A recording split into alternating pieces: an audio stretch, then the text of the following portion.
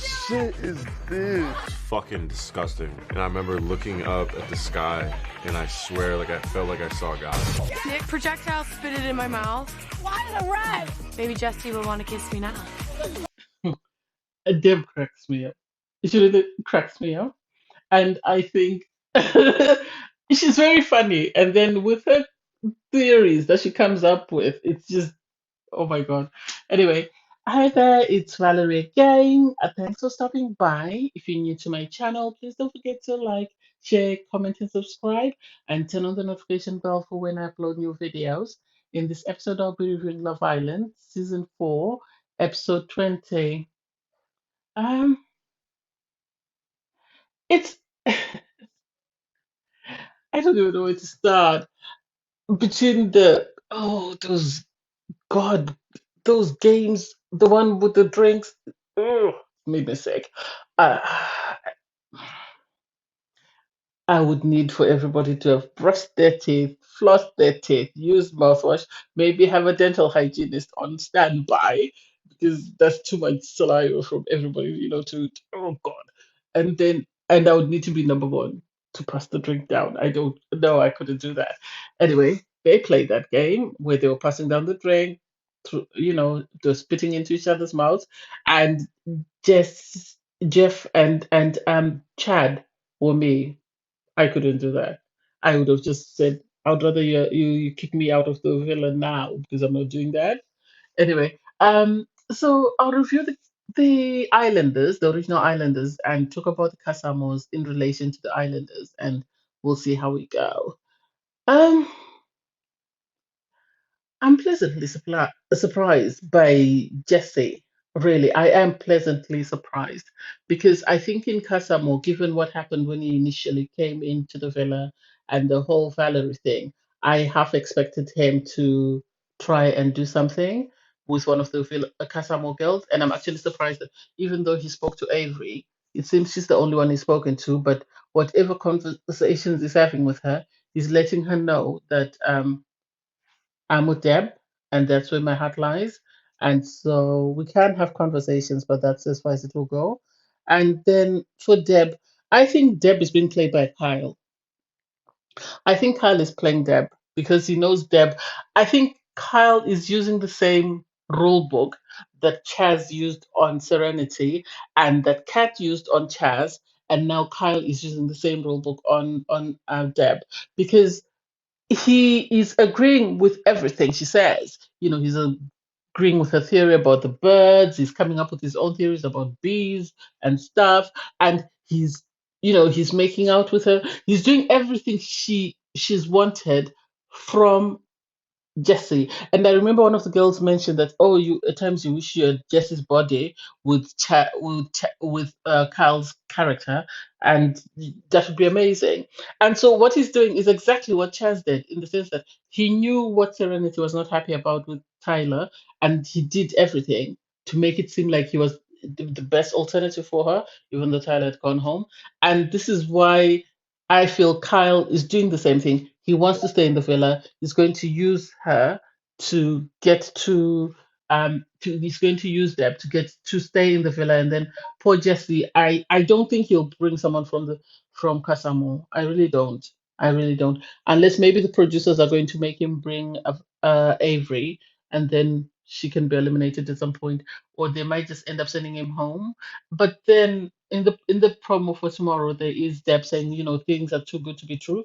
And I don't think things have been too good to be true with Jesse. I think things are too good to be true with the new guy. So there is a possibility that, they might dump each I hope she sees through him and she dumps him.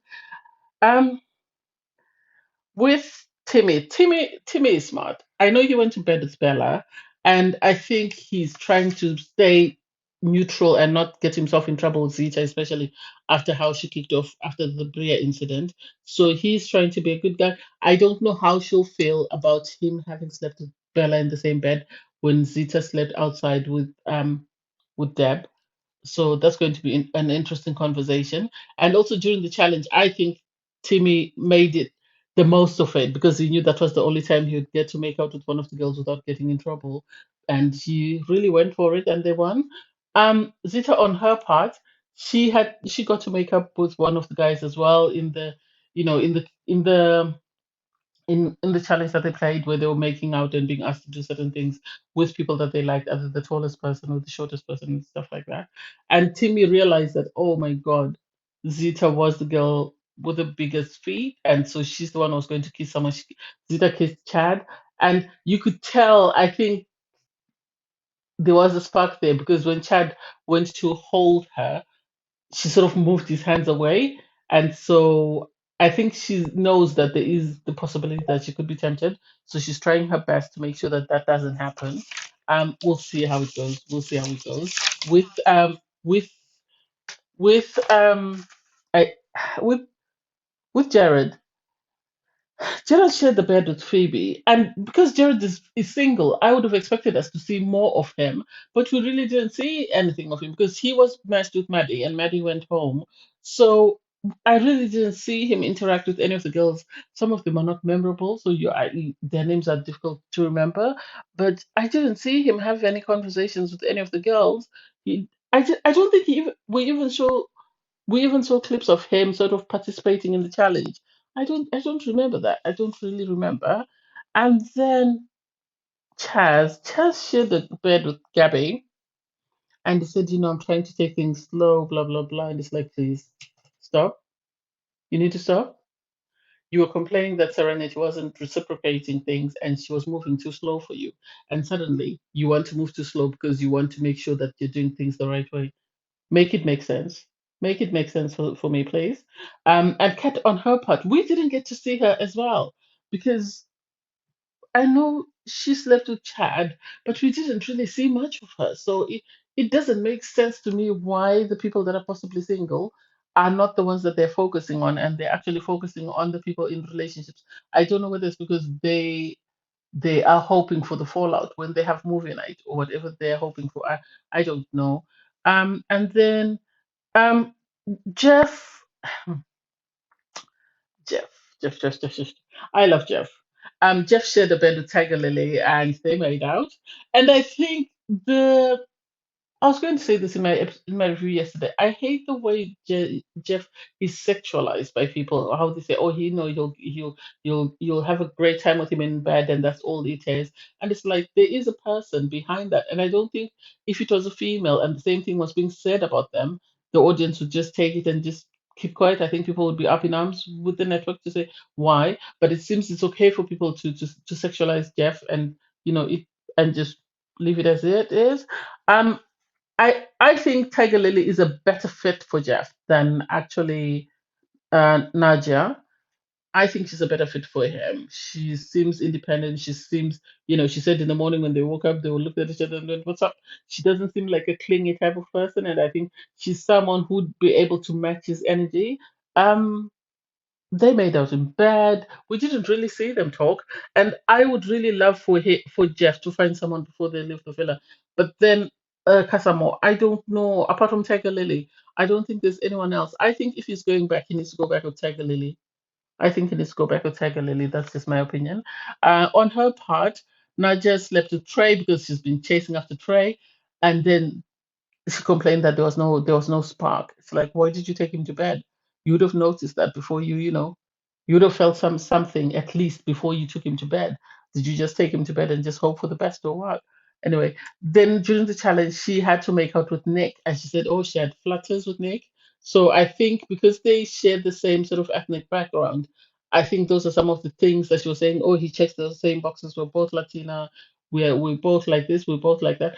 And so I think she's more likely going to lean towards Nick, which okay. Um, my girl Courtney, I love how they're hyping her. Courtney went to bed with Jordan. Courtney, as she said before, she values making out. I think she should never have sent Felipe home because I don't think anyone will ever match Felipe's energy. But that's just me. She's going to continue to struggle, and we'll see how that goes. I don't know. What I found interesting was she sat down. She went to bed with Jordan. Did said they were, she didn't think he could handle her. So she sat down with Chad to have a talk with Chad, and she was saying, Chad was making.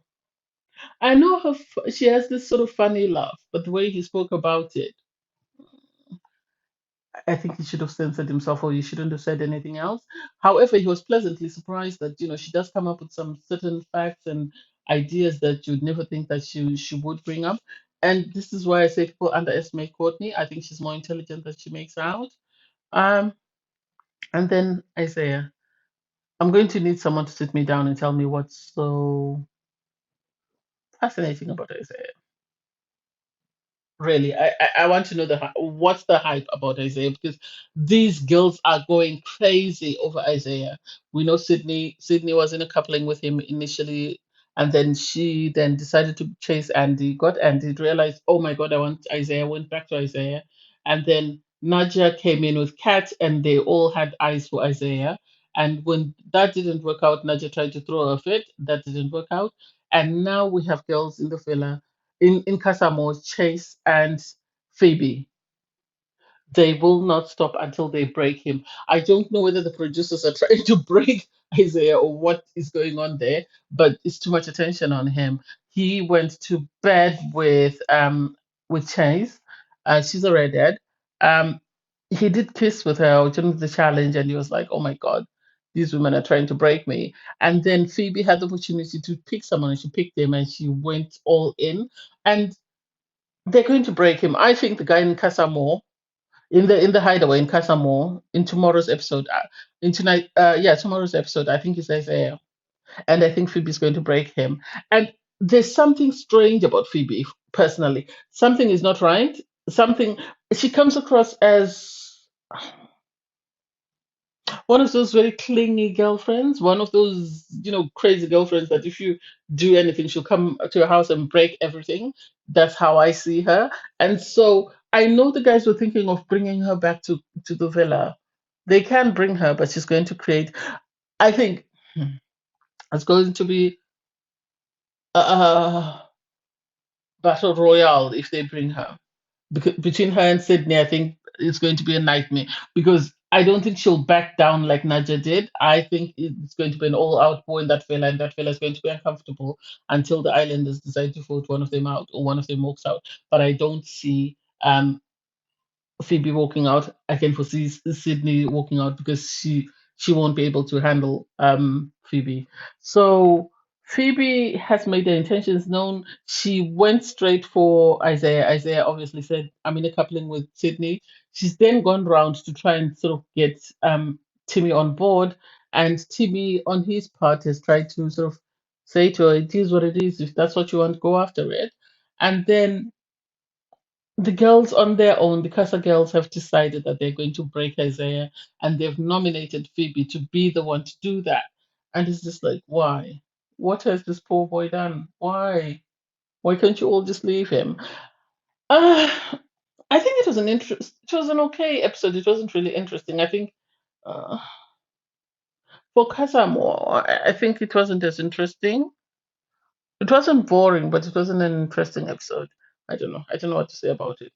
Anyway, they did play those two games, and we'll see how it goes. I don't think there are any set couples at the moment. I think people are just putting feelers out to see how it goes. But I know definitely there is the people most likely to recouple.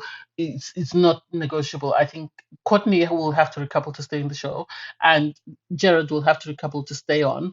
But then I can see Chaz and Kat and Nadia and Jesse's um, and Jeff, sorry, not Jesse, and Jeff recoupling just because they might not be sure about their coupling and think they're better off coming back with someone than coming alone and then finding their partner is recoupled.